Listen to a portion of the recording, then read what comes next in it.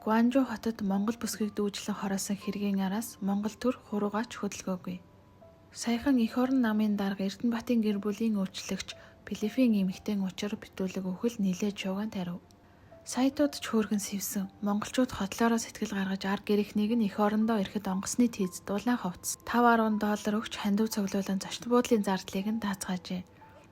Бид туйлшрах дуртай ард түмэн тул хотын төвд золтой ласрагч Тэрэл Атен цагийн хөшөөг байгуулчихсангүй.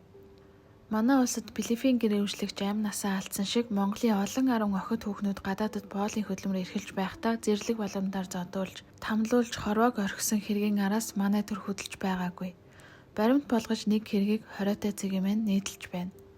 Бүгд найрамдах Солонгос улсын Гуанжуу хот 2018 онд нэгэн сэтгэл сэртгэлгэм хэрэг гарсан. Гуанжуу хотод амьдарч байсан нэгэн монгол охиныг хэрцгийгээр тамлаж, чармай нүцгнээр нь модноос үлгэж ууланд хайсан жигшүүрт хэрэг гарсан билээ. Одоо болтол энэ хэрэг олдоогүй юм. Ер нь тус улсад онц хэрцгий аргаар бусдын амь насыг хөнөөдөг гаж донтон цуврал алуурчдын үйлцэн хэрэг барагтай бол олддоггүй. Энэ үед өмнөд Солонгост байсан манай иргэдийн дунд цуврал алуурчны тухай яриа эд тархаж тэнд ганцаар ажиллаж амьдарч буй монгол охид бүсгүүчид тун эмзэглэн хүлээн авч байв. Гуанжууд ажилдаг монголчуудын ярьж байгаагаар талигач 30 орчим насны царайлаг Цэнгэлэ гэдэг хүүхэн байсан гин. Тэрбээр Бангладеш залуутай үргэлдэг нутгийнхантайгаа тэр болгон уулздаггүй Солонгост олон жил амьдарсан бүсгүй байжээ.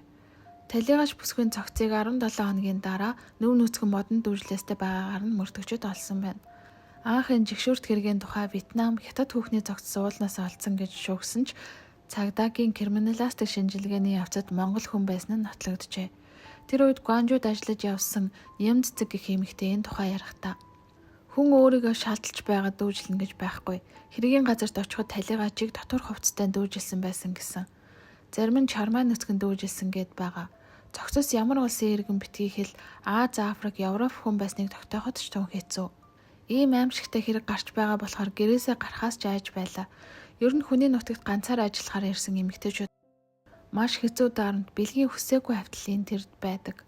Тэднийг өдөж хооргоох, дээрлэхийг Солонгос харжуул захаас аваад мундахгүй их. Дээр нь Монгол ирчүүдтэй ам зурх хэрэггүй. Хэрвээ ам зурж муудалцгал юм бол зодонд хүчинд нь дээрэмд нь. Бүсгүй цагдаад хандвал цаад итгээд харин шоронд суугч гэлээ өөрөө баригдаад нутар руугаа буцах болно. Өнгөтэй өөдтэй хувц өмсөх хэцүү. Дээр нь царай цус гайгүй бол бүрч хэцүү. Хүний 8-нд өртөнө.